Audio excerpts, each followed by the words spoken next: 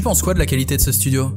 C'est correct, rien d'extraordinaire, ouais, non mais c'est correct. Bon bah ça là, tu peux te faire la même chose à la maison pour 500 balles, et je vais te montrer comment. Comme d'hab, j'ai mon petit cours sur Bonsaï, je vais commencer par te montrer ce qu'il ne faut pas faire. La chaîne Studio Fitness Muscu, je connais pas, mais regarde-moi ça. Superbe miniature, je sais pas qui est son designer, mais il fait du beau boulot. Le problème c'est que quand tu cliques sur une de ses vidéos, eh ben tu tombes là-dessus.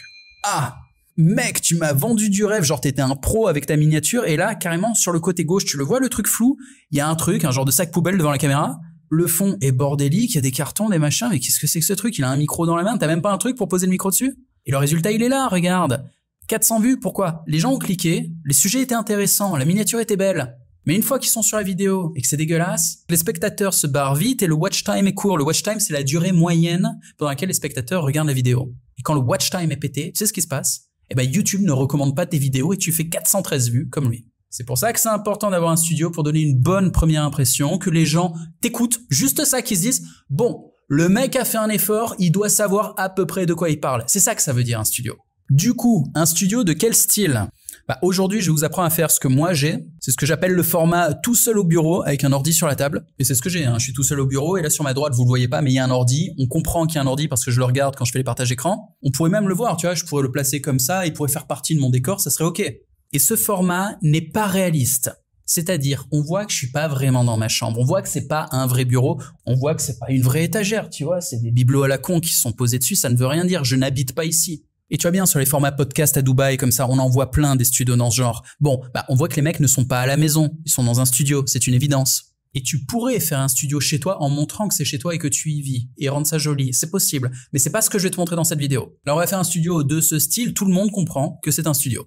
On commence par une petite visite guidée du studio. Tu vois, il y a de l'espace entre le bureau et le background. Si j'étais collé directement au mur, ça donnerait une impression de sardine dans sa boîte. Je serais tout comprimé comme ça serait désagréable. Donc il faut qu'il y ait un minimum d'espace derrière moi. Et également, il y a de l'espace entre mon bureau et les lumières frontales. S'il n'y en avait pas, je devrais utiliser d'autres types de lumières. Je devrais avoir des lumières plates que je fixe directement sur mon bureau. Devant moi, j'ai des lumières frontales, soit elles sont un peu éloignées comme ça, soit c'est des lumières plates, mais qu'importe. J'ai au moins 2 lumières frontales, une de chaque côté. Parce que si j'avais juste une grosse lumière en face, genre les ring lights, ça marche. Mais ça écrase un peu le visage et ça casse les yeux. Vraiment, ça te pète la tête, t'as mal au crâne au bout d'un certain temps. Quand ça vient du côté et que tu regardes la caméra, ça va mieux quand même. Ensuite, j'ai des lumières de couleur pour le background. Je sais pas si t'as vu, il y a du rouge derrière sur le mur. C'est pas naturel. C'est qu'il y a des lumières rouges qui tapent le mur sur le background. J'ai également une lumière de contre. Ça fait que j'ai une sorte de silhouette lumineuse autour de moi. Alors, ça se verrait si j'avais des cheveux. J'aurais les cheveux qui brillent un petit peu. Là, c'est pas le cas, ok. Mais sur ma silhouette, si tu observes et que je bouge lentement, on voit un peu une silhouette lumineuse. On voit, en fait, la silhouette qui se dessine. Ça aide à définir le sujet principal, c'est-à-dire moi-même. Ça me donne une sorte d'aura. Et c'est le petit truc, tu vois, quasi invisible, mais qui donne la touche en plus. Ensuite, les lumières d'ambiance. Ici, j'en ai pas. J'ai des lumières qui tapent contre le mur pour créer une teinte générale. Mais s'il y avait une lumière d'ambiance, j'aurais pu la mettre sur l'étagère, un petit truc lumineux. Ou j'aurais pu mettre les tubes de néon colorés. C'est ce qu'on utilise généralement. Tu les mets de chaque côté de ton studio. Et ces tubes fonctionnent un peu comme les projecteurs lumineux que tu balances sur le mur. Ça colore ton background. Ici, à la place des lumières d'ambiance, t'as la télé derrière. Ce qui est pas terrible, honnêtement. Je préfère les lumières d'ambiance. Et les objets dans le background pour pas que ça fasse trop vide. Tu vois, là, il y a des petits objets inutiles derrière. Ce que tu veux, idéalement, c'est des petits objets sur lesquels se reflète la lumière. Typiquement, une boule de verre. Ça, c'est très joli, très classe, j'aime bien. En cadeau, regarde ce que je t'ai fait.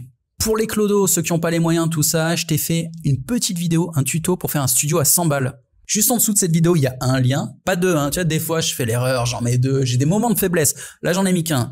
Qui va t'emmener sur cette landing page magnifique de simplicité. Putain, quel bonheur. Tu cliques dessus. Et voilà, la méthode pour faire ton home studio à 100 balles avec des exemples, avec les images, avec tout, les références, les machins, on est bien là. Et en plus, si tu veux m'appeler, il y a un call gratuit. Ah, et tu cliques dessus et boum, t'as un call avec Jules, expert en démolition. Il fera preuve d'une violence cruelle à ton égard pour t'expliquer ce qui va pas dans ton projet en fait. Et si ça va assez bien, t'auras même un call avec moi. Waouh. On revient dans mon espace, le studio un peu classe à 500 balles. Oui, parce que l'autre studio à 100 balles, il est pas très beau. Ça passe, tu vois, mais c'est bon, c'est limite. C'est moins pire que cette merde, évidemment, ouais. Mais franchement, si tu fais l'effort de devenir créateur, ouais, ça vaut le coup de mettre 500 balles quand même. Donc, il va te falloir des lumières frontales. Regarde, je te prends la main, on va aller sur Amazon ensemble. On va essayer lumière avec Softbox. Ça s'appelle comme ça, hein. C'est la grosse boîte blanche qu'il y a autour et qui diffuse la lumière. Bon, bah là, on n'est pas trop mal. Il y en a 2 pour 75 balles. Et ça, là, c'est le genre de merde que j'ai sous les yeux en ce moment. Et je pèse mes mots, c'est pas terrible. Une vraie lumière studio, un truc vraiment classe, ça ressemble à ça. Et je sais pas si tu vois, devant le diffuseur de lumière, il y a une sorte de quadrillage là, ok? Ce quadrillage a un effet, c'est que ça va éclairer juste ton visage et ça éclaire pas trop le background, donc tu ressors dans l'image. Et là, ça coûte beaucoup plus cher. 130 €, c'est pas le prix de la lumière. Non, c'est juste le prix du diffuseur de lumière. Ensuite, il faut aussi acheter la lumière. Et une bonne lumière, ouais, là, ça peut coûter 400-500 balles. Mais pour l'instant, t'en as pas besoin. Je te le redis, ce studio-là, je suis éclairé avec des lumières de merde à 75 balles. Ensuite, les lumières de contre. C'est la lumière qui tape derrière moi. Cette lumière blanche-là. Alors pour le contre, j'ai tapé Light Panel pour un panneau de LED. Comme ça, typiquement, t'en prends un de cette taille-là. Tu vois, il fait 20 watts, c'est assez puissant pour faire ta silhouette. C'est pas trop gros, donc il dépasse pas. Ça suffit, quoi. Ensuite, lumière d'ambiance, tube vertical. Néon vertical. Ah, celui-là, il est pas mal. La petite nuance de couleur, je la trouve cool. Il y en a 2. Là, t'es bien, hein. 38 balles, les 2 néons. Tu poses ça sur le côté. Top. Ensuite, la lumière d'ambiance, c'est des projecteurs. Projecteur LED, couleur. Voilà, ce genre de merdouille, 40 balles. Tu t'en fous 2 par terre, ça tape le mur, ça fait de la couleur, c'est très bien. C'est ce que j'ai là. Hein. Ensuite, le micro. Là, tu te fais pas chier, hein. Tu prends un micro USB. Commence pas à prendre un vrai micro que tu as branché sur une carte son externe, puis que tu vas mixer, remettre sur ton ordi, synchroniser. C'est le bordel. Shure USB microphone. Et là, t'as ça, c'est très très bien. Ou t'as celui qui brille un peu à 200 balles. Alors ce qui est important, c'est ça, c'est qu'il y a une connexion USB. Ça veut dire que t'as pas besoin d'une carte son externe. T'as pas besoin de te faire chier avec la technique, t'as pas besoin de trimballer une carte son, t'as pas besoin d'acheter une carte son. Et là, c'est le top du top. T'as un super micro, très stylé. C'est important. Déjà parce que le son de ta vidéo, c'est ce qu'il y a de plus important si tu parles. Et quand on te voit dans un studio parler, on regarde le micro qui est en face de toi. Si tu avais un micro pourri, si par exemple les gens se rendaient compte que ça, bah c'est un faux micro. En fait, je parle dans cette merde à 50 balles. On se dirait, attends, c'est un clochard Jean-Marie, qu'est-ce qu'il raconte?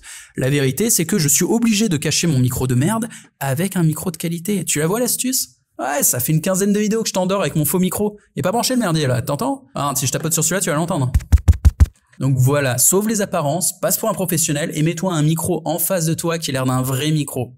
Ça veut dire évite les micro-cravates. Les micro-cravates, c'est ce genre de truc. C'est ce que j'ai, moi. J'ai bricolé une baguette chinoise, j'ai mis du scotch, j'ai collé un micro-cravate au bout. Pourquoi j'ai fait ça? Pour pas me le foutre au col. Je l'ai mis en face de moi parce qu'il y a une meilleure prise de son comme ça. Pour la caméra, ne te fais pas chier, prends ton iPhone. Absolument toutes mes vidéos sont filmées à l'iPhone. Et même pas le dernier, hein. J'ai un iPhone 13 de merde. Et pourtant, tu vois, ça va. Pourquoi? Parce que quand il y a des bonnes lumières, la caméra de l'iPhone suffit. Et l'iPhone est connecté avec ton Mac pour te servir de webcam ou d'enregistrement avec ton logiciel de streaming. Si c'est pas le cas, tu configures tout ça, c'est pas compliqué, c'est quasiment automatique. Et si t'es pas sur Mac, que t'as pas d'iPhone et que ton Samsung ou je ne sais quel téléphone tu as ne peut pas se connecter comme webcam, bah déjà insiste, essaye de vérifier si vraiment ça peut pas se connecter et si ça peut, bah utilise ton téléphone comme je fais et si vraiment c'est pas possible, quoi, que ton téléphone, tu peux pas l'utiliser comme webcam ou que les vidéos elles sont trop pourries, tu prends une caméra Panasonic GH3, elles sont pas chères, elles sont très bien, plus une optique 16 mm, je te montre. Et là j'en trouve un à 180 €, tu as juste le boîtier nu,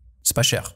Parce que c'est une caméra à l'ancienne, mais attention, la qualité, elle est magnifique. Moi, tous mes anciens films, certains d'entre vous connaissent mon passé de réalisateur de talent, se filmaient au GH3. Et pour l'optique, je te conseille un 16 mm Sigma au format 4/3. 4/3, c'est le format des GH3 pour les optiques, hein, je te le donne. Et là, c'est plus cher, tu vois. L'objectif est à 275 €. Ouais, mais c'est excellent comme qualité, hein. Donc là, je suis allé sur YouTube trouver des tests. J'ai même pas cherché, hein. C'est le premier test qui est venu sous la main. On voit 16 mm écrit en bas à gauche, donc c'est l'optique dont je te parle. Tu vois la qualité du truc, hein. C'est top qualité cinéma. Et le prix, c'était pas dingue, hein. 150 balles pour le boîtier, 250 balles pour l'optique. Voilà, ça fait 400 balles. C'est au cas où tu veux pas utiliser ton téléphone comme webcam, et tu vois bien que moi, je le fais, ça marche très bien. Un dernier truc, évite les murs blancs. Derrière ton mur, là, tu vas le peindre idéalement d'une teinte foncée, unie. Tu commences pas à mettre du papier peint avec des saloperies, des petits détails, des machins. Ça va te faire rigoler une semaine, puis ça va te prendre la tête. Vaut mieux un fond uni avec des petites nuances. Ça, c'est classe, ça, c'est agréable. Ton foncé, et on est bon. Salut et bienvenue sur Skillflix, le Netflix de la réussite. Toutes les compétences pour réussir ton business en ligne. Montage vidéo, design, copywriting, tous les réseaux sociaux, YouTube, Instagram, TikTok, Twitter, il y a même LinkedIn. Les plus grands experts français. Lohan LV, il est aujourd'hui le leader de la plus grosse communauté de youtubeurs en France. Il va t'expliquer comment te lancer et percer rapidement sur YouTube. Alex Callan, les plus grands entrepreneurs online, tels que Yomi Denzel, ont fait appel à lui. Au total, il a généré plus de 37 millions d'euros de ventes pour ses clients. Moi-même, Jean-Marie Corda, créateur de contenu depuis 15 ans et CEO de la plateforme, je suis un spécialiste de la créateur économie. Quel que soit ton business en ligne, je vais t'apprendre les rouages du personal branding et de la création de contenu pour que tu puisses te développer sur les réseaux. Et en plus de ça, d'autres experts sur tout un tas de domaines, immobilier, intelligence artificielle, Web3, profitent de Skillflix. C'est une offre exceptionnelle à un prix dérisoire pour accéder à toutes les connaissances ainsi qu'à la communauté d'entraide, afin de te développer et de développer ton business à plein potentiel. À tout de suite, je te retrouve de l'autre côté.